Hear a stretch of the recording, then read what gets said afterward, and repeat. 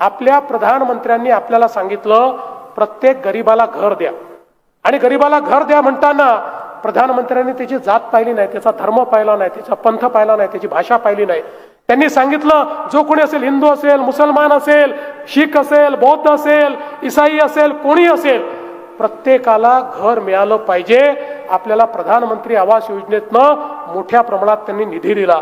पण आपल्या लक्षात आलं की निधी तर आपल्याकडे आला, पण अनेक नगरपालिकांमध्ये तो निधी आपल्याला खर्चच करता येत नाही.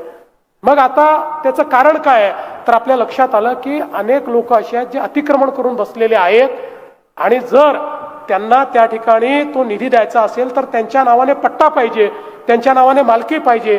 2 महिन्यापूर्वी आपण निर्णय केला की या ठिकाणी प्रत्येक शहरामध्ये जे लोक झोपडपट्टीत राहत आहेत किंवा जे लोक अतिक्रमण करून बसलेले आहेत त्या सगळ्यांचं अतिक्रमण नियमित करायचं आणि त्यांना मालकी हक्काचा पट्टा द्यायचा, आणि मालकी हक्काचा पट्टा देऊन घर बांधण्याकरता 2.5 लाख रुपये देखील त्यांना द्यायचे. बापू, मी तुम्हाला विनंती करतो की या ठिकाणी तुम्ही निवडून आल्यानंतर पहिलं काम हे हातामध्ये घ्या, लोकांचे पट्टे द्या, आणि जो गरीब आहे, जो झोपडपट्टीमध्ये राहतोय, त्याला त्या ठिकाणी प्रधानमंत्री आवास योजनेच्या अंतर्गत हे घर मिळालं पाहिजे. अशा प्रकारचा प्रयत्न आपण करा.